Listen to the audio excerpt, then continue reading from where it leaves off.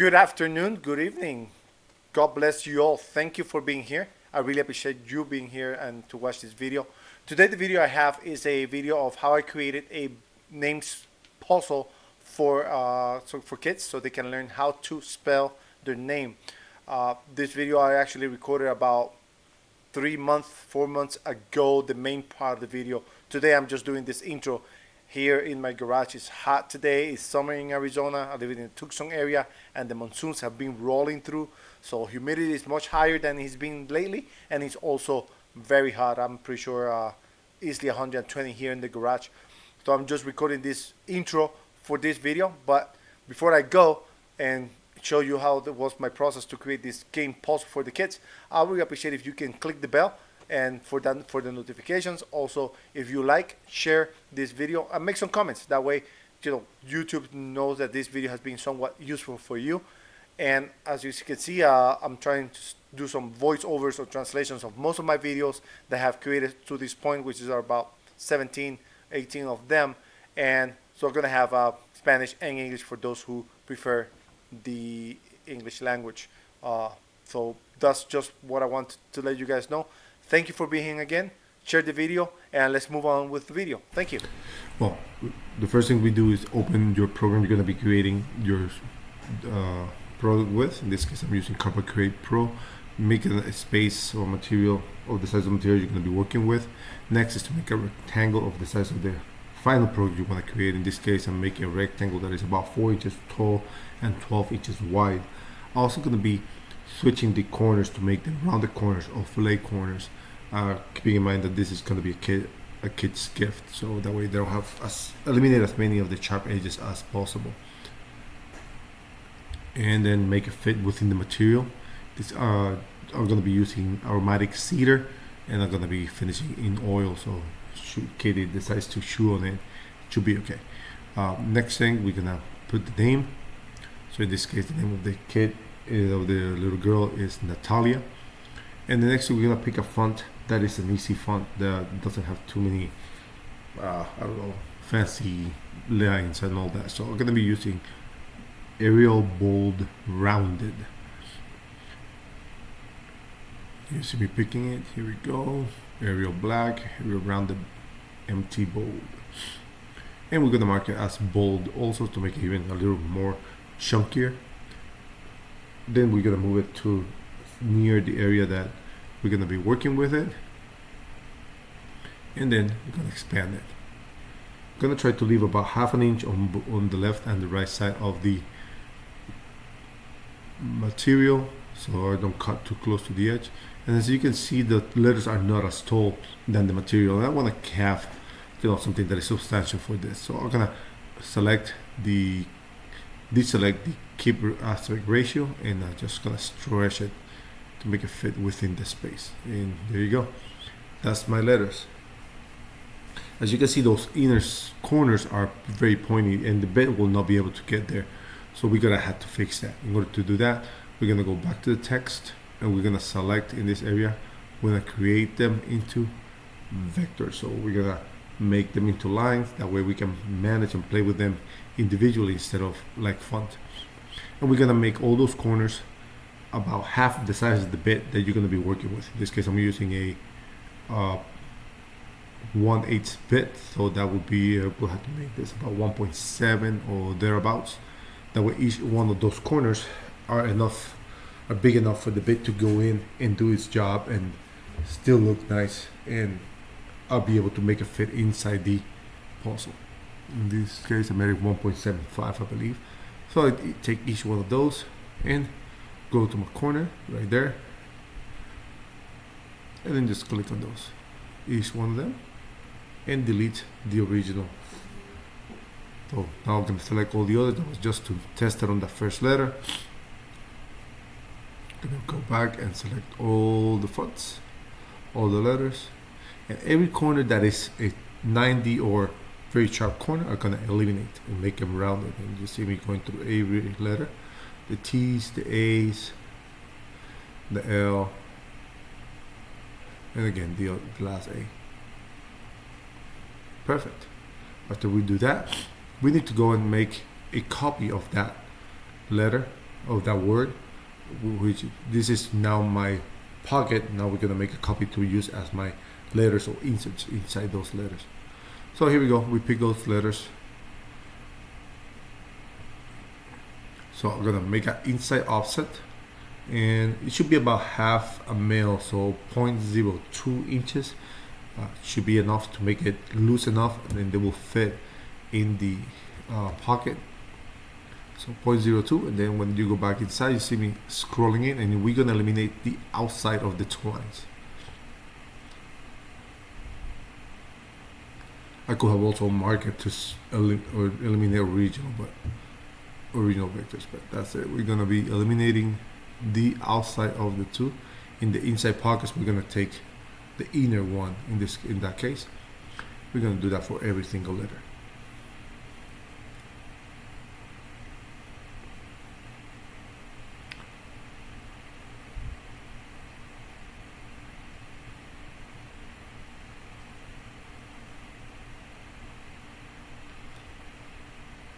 And we just go through every single one of those letters like that.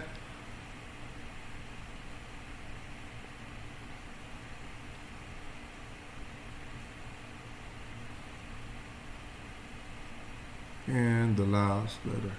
And that's going to be the letters for our actual puzzle pieces. When the time comes, we're going to save that as a separate file. Now we're going to select this, and we're going to move them up a little bit. That way they don't get all messed up. And those letters, when we cut them, we don't have to cut them in that order. We can make it fit. That way we do the best use of our material. And you will see that I do that in the video. So here we go. We're looking at the letters, getting everything back together. And now we're going to start doing the pockets. In this case, we're going to do a pocket. The pocket is going to be built or made with a 1/8 bit. We're going to be going to a max depth of about 1/4 of an inch, 0.3 or 0.25. Then we're gonna go change the name. We're gonna call this pocket for the name, and this is a good practice. That way, when you see each one of those files in your program, you know exactly which program you need to run or what file you need to run.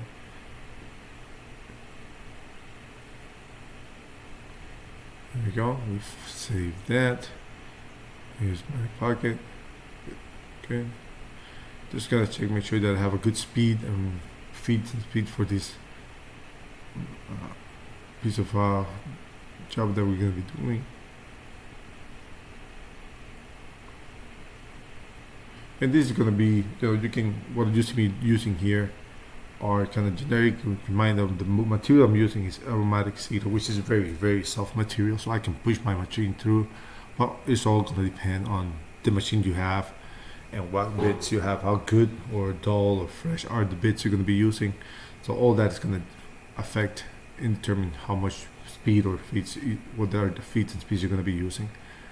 After you do that, then we're going to pick up the top letters, and we're going to run this for the material. We're going to do, in this case, going to be a cutout. When we do the cutout, we're going to be selecting the material for the main base, and we're going to be putting some tabs, that way the material doesn't go fly out when we start cutting it. Here we go, save the tabs, and again the feeds and speeds, how deep we're going to go. This is going to be as deep as the material is.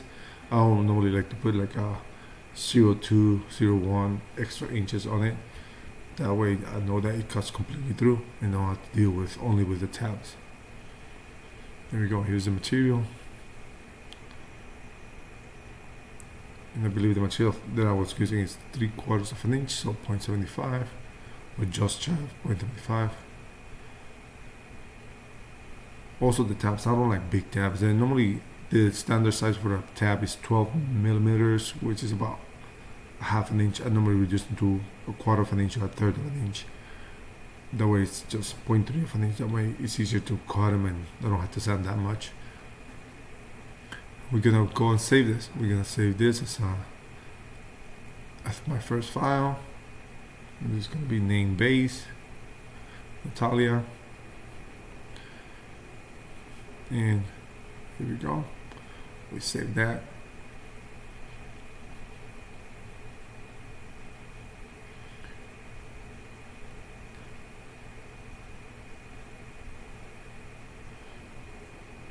Then we're gonna move on to now working on the actual puzzle pieces.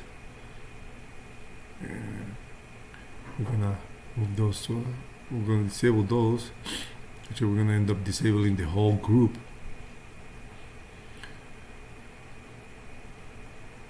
Now we're gonna open a new group here in a bit and start working on the layer. So tool path. Just let me do that. It takes me a little navigating. Here we go. Create new tool path, and here we go.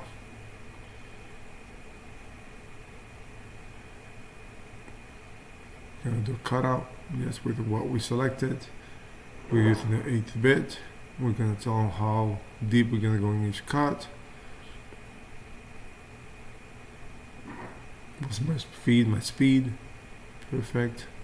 How thick is my material? In this case, the material I'm gonna be using is about 1/2 inch thick. So that's the thickness that I'm gonna max cut. I'm gonna do this on the outside. That way we maintain the size of the bit, the size of the job.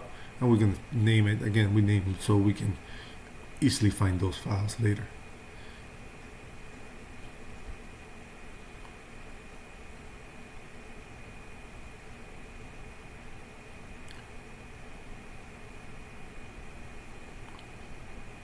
Cool. And then I'm just looking at the two files, just showing how they were going to look.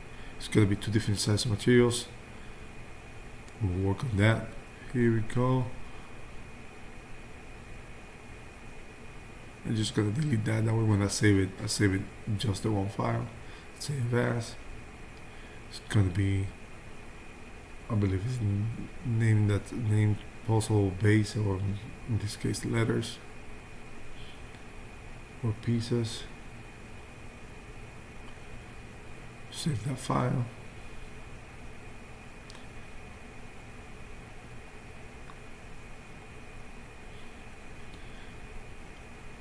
So those are the two things are going to be cutting. I'm going to open again the old file.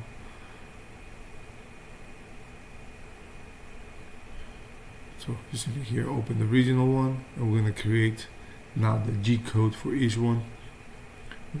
In this case, I have Carbide Create Pro, so I can generate G code. I'm going to save it. I'm going to change the name to, again, something that is easy for me to remember. In this case, Natalia base. We can open the other file, which is the letters, and we can again go toolpath, save toolpath. Just making sure that it is what I need to do. Generate G code, and we're gonna save them again with name Natalia base, Natalia letters.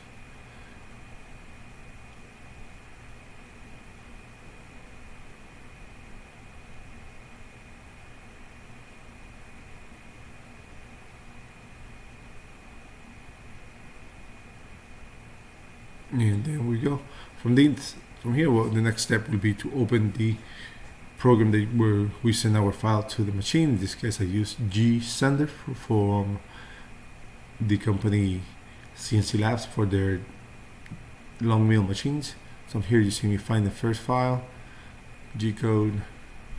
We're going to use the base and upload it.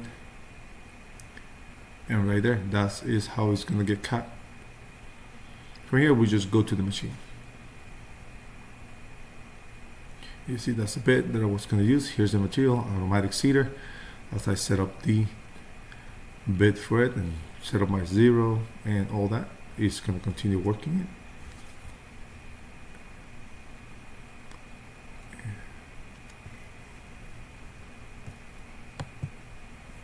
It's going to create that file, and I'm just going to let it rip here. I'm just going to want to give you tell you at this time that please, if you have any questions, feel free to ask them at the bottom. I will do my best to answer those questions. Also, any comments, I really appreciate it. And also, if you have not done so yet, please subscribe, share, and click on the bell so that way you can see any other videos I do in the future. So you will see as I go through this, I'll continue to do all my videos in English and Spanish to try to cover the most of my audience out there. I really appreciate every time you watch your videos. I get really excited, and it gives me more desire to continue doing videos when I see people watching the videos and making comments and sharing.